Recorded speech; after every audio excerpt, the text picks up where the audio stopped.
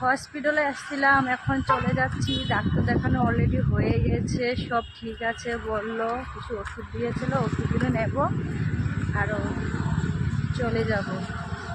তো দেখো ওইখানটায় যে সুন্দর লাগছে দেখতে, তাই না?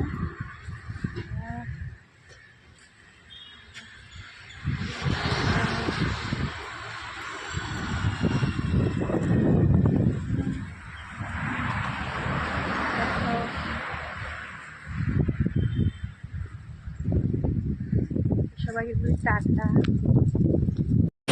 অটোতে বসে পড়েছি, দেখো